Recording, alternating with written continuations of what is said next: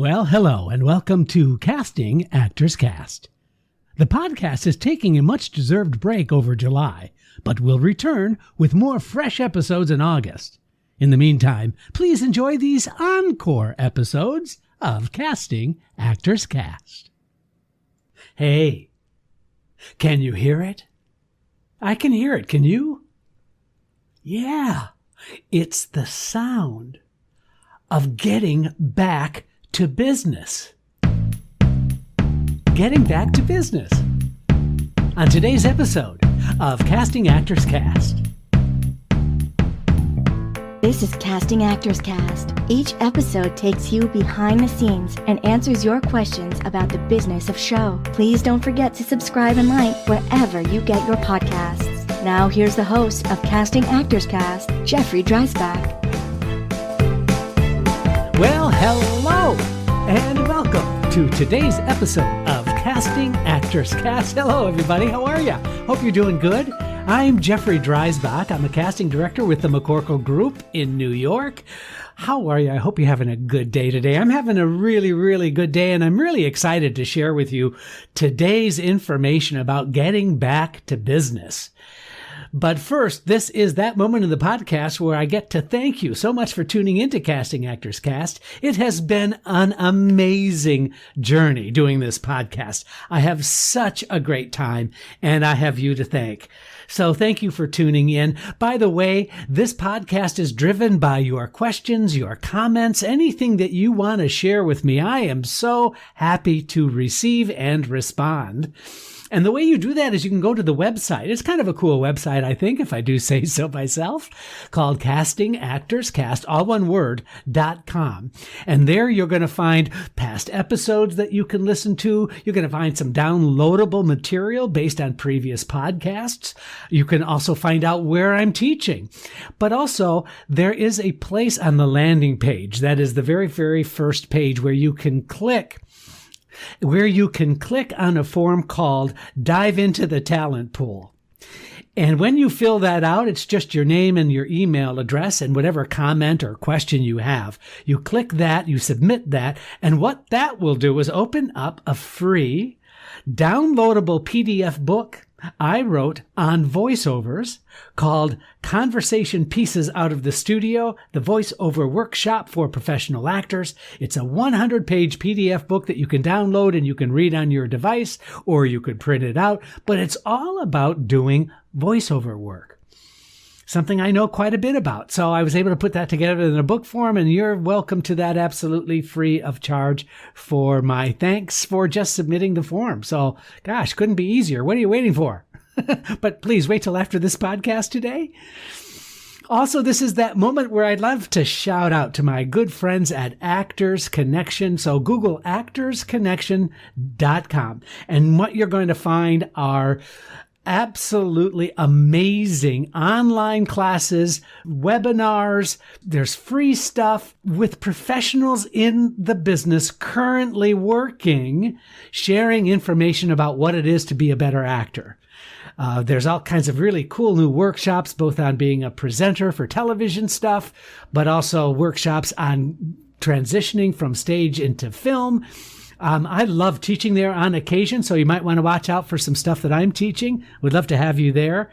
So please go to Actors Connection. We have a promotional agreement, reciprocity, good word, agreement that I promote them and then they put my podcast episodes on a weekly basis. It's been really a great association and I love these guys. So please do me a favor, but also yourself a favor by going to Actors Connection. So today's podcast video we call Podio. That never gets old. We're going to call it Back to Business. And the reason I wanted to share this with you today is that Pat and I had a really wonderful opportunity to drive up on Sunday. We drove up to Barrington Stage Company and they had a live theater opening. Can you believe it? And I was just so excited. It didn't hit me, actually, until I got up there. to realize that this was like an amazing event. For months and months and months, I had been sitting on the sidelines. I've been watching a lot of Zoom readings of new plays and doing a lot of casting work. And this was like a really great opportunity to drive up to the Berkshires and to sit in on this wonderful production called Harry Clark. It's a one-man show. Mark H. Dold was able to do this fantastic, amazing performance in a tent outside in Pittsfield, Massachusetts. And I was so grateful that I thought I'd share a little bit of the experience with you, because this is like an indication that things are starting, and we're just at the beginning, but things are starting to get back to some sense of, I don't want to say normalcy, because it's not normal, or back to what it was, but we're starting to see some theaters working towards having productions like this be made available to the community. And it really is, to me, a sign of how important live theater is to our collective consciousness, and why I was so thrilled to participate. So this play, Harry Clark, by David Cale, was directed by Julianne Boyd, who's also the artistic director of the theater. And she had a lot of hurdles to jump over before she was able to have this opening night of this production. I mean, she had changed the seating arrangement in the theater, because she thought originally this was going to be held in the theater. So she took out every other row of seats. She blocked off those rows to have 6-foot distancing so that the coronavirus wouldn't have a place to land. She ended up having an entire new air conditioning system put into place with extra filters and things like that to refresh the air. She had gone through all of that, and the state decided that they weren't going to be happy with her theater situation. It was like, come on, really? All of those safeguards in place, including being masked, including hand sanitizer, including reservation seating, you would think that they would agree to that, but they didn't. So instead of saying, okay, we're not going to be able to do this production, she said, we're going to still do the production. Here's what we're going to do. We're going to rent a tent. We're going to put it in one of the largest parking lots in downtown Pittsfield, Massachusetts. Because it's outside now, we don't have to have the same air requirements that you have when you are indoors. We're going to have reservation seating. We're going to separate people so that they are socially distanced in the space. And you know what? That's exactly what she did. So we were so excited when Pat and I showed up. There's this gorgeous, huge tent with open sides on it, a cool breeze coming in to this space. It's a huge space that only accommodated, I think, 75 to 85 people in it. And Mark Dold did his one-man play directed by Julianne Boyd. It was just remarkable. So many things were so cool. I want to share it with you, that we all stood in line 6 feet apart, obviously. We all wore masks.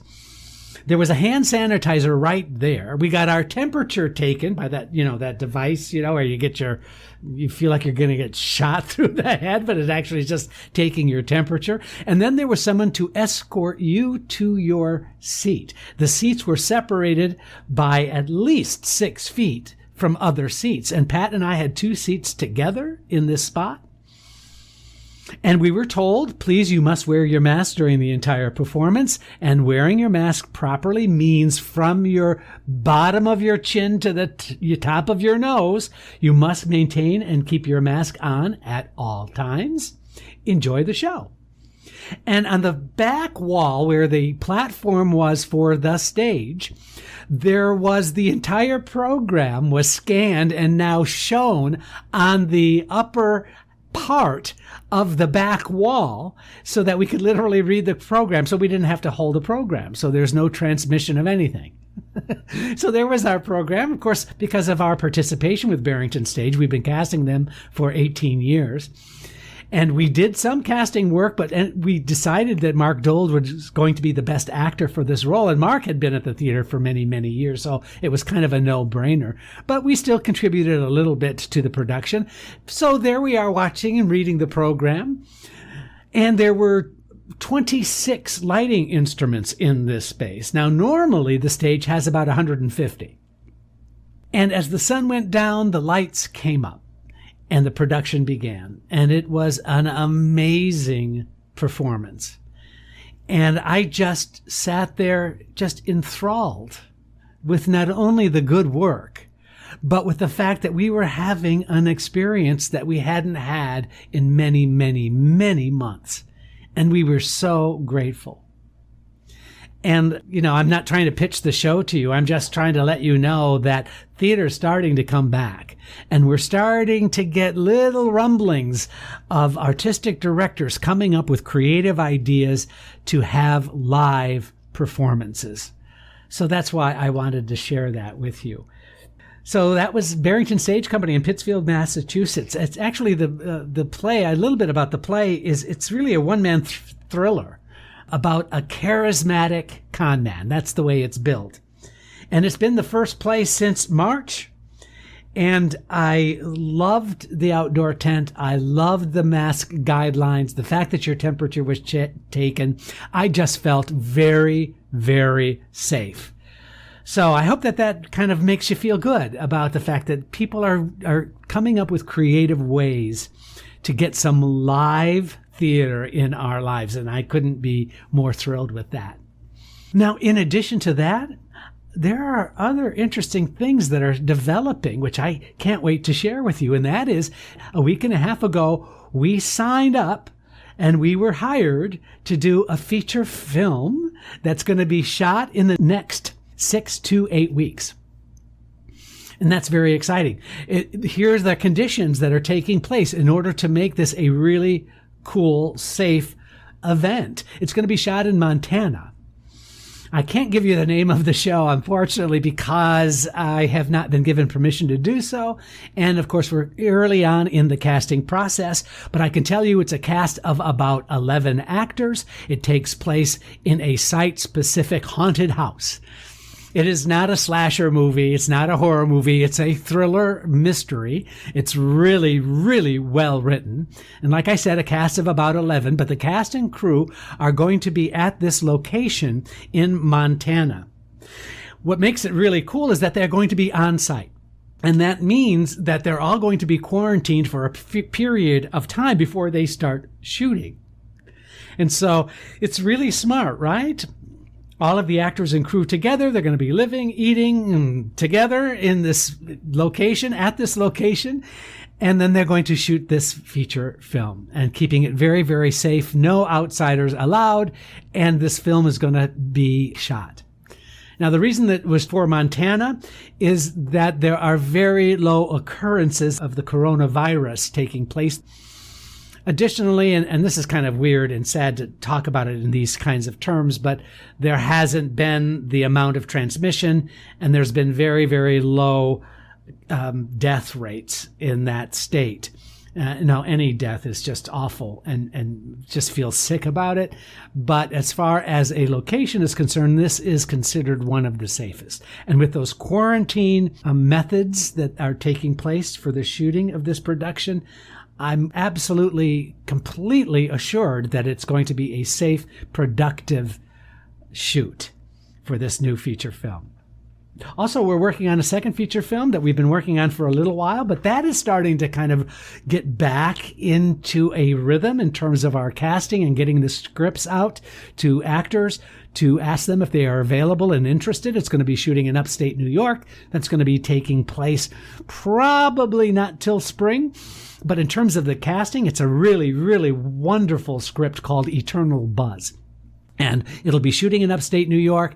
It's a cast of, a dozen or more. I guess it's more than that. But as far as the leading characters are concerned, there's 6 or 8 leading characters. It's a really fun script as well. It's like Sisterhood of the Traveling Pants meets chef. So it's really it's a rom-com, but it's really got some depth to it. It's really going to be an excellent production. So we're getting back there.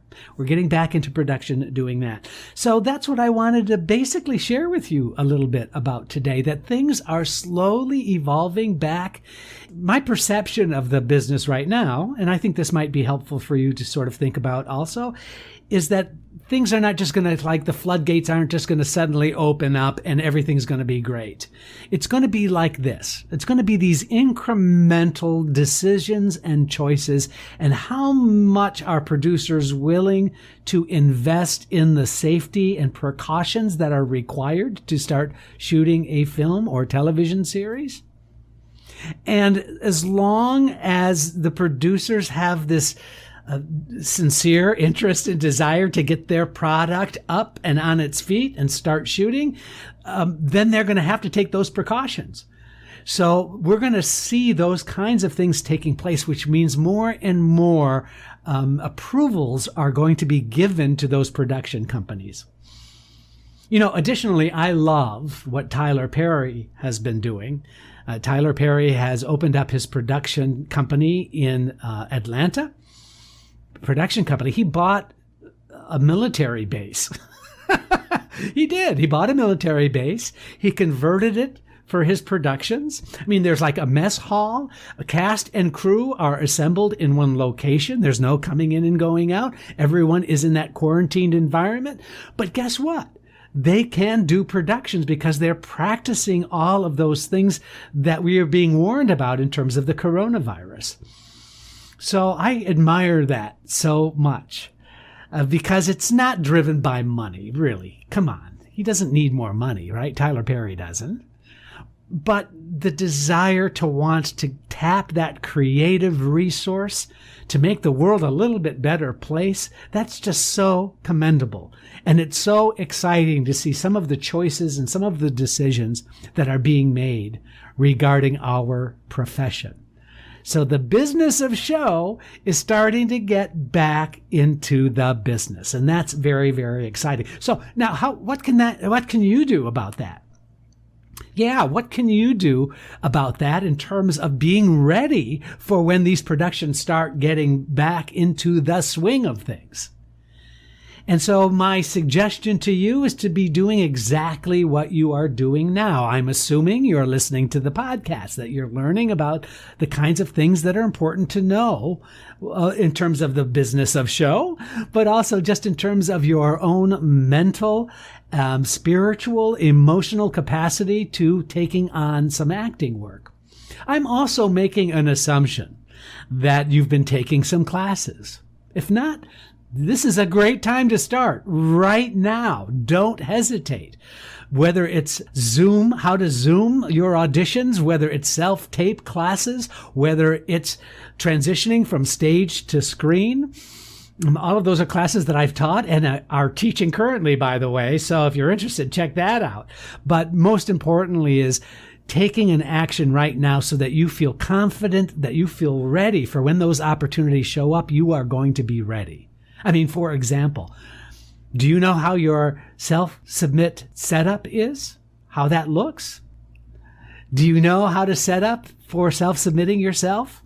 What's your lighting? What's your sound? What's your camera situation? Are there things that you can do to tweak, improve, so that when you're asked to do a scene on video, you're able to do it very, very efficiently, very professionally, very cleanly? Are you able to submit that video? So do you have the basic technology that can help you do that? If not, wow, jump on it. Really, be ready. Now, if you're a student looking to go back to school, it's really valuable that you know how Zoom works, because you'll be having some Zoom online classes, but I project that you are also going to be doing some auditioning on Zoom, that you're going to be reading plays, you're going to be doing all kinds of stuff using this technology. And if you're comfortable in that environment, your work is going to be better. And the better your work, the better the feedback. The better the feedback, the more you're going to get reinforced in terms of feeling better about yourself and your acting. And that's what it's all about. I think the best auditions I ever see are when actors have, and it's hard to kind of it's hard to kind of put this into words, I think. But there's a kind of level of confidence with an actor that comes in and their subtext is, I got this. Their subtext is, I can't wait to show you how I'm going to play this part. And that only happens because of the conditioning. That only happens because of the environment you find yourself in, of the preparation of the technology. So get your Zoom act together, right? Get your ability to people say self-tape. I'm always saying this, but there's no tape involved. Get ready to shoot yourself on your cell phone, on your iPhone or your Android phone. Get ready to take on some of these requests that are most definitely going to be happening to you in the very near future. Well, you can tell I'm a little overexcited about all of this. I hope that this has been helpful for you today. It's been a real pleasure. It's a privilege to be able to do these podcasts, these podcast videos. I would love it if you could go on YouTube, by the way. Check out the Casting Actors Cast channel to like and subscribe. It would really mean a lot to me that you do that. I'm hearing from people all over the world, and I just love doing these podcasts, but I need you to participate. I need you to want to just say hello, to just put yourself out there a little bit. Let me know that you're out there so that we can continue to grow this amazing community of actors who want to grow. I'm Jeffrey Dreisbach, and this is Casting Actors Cast.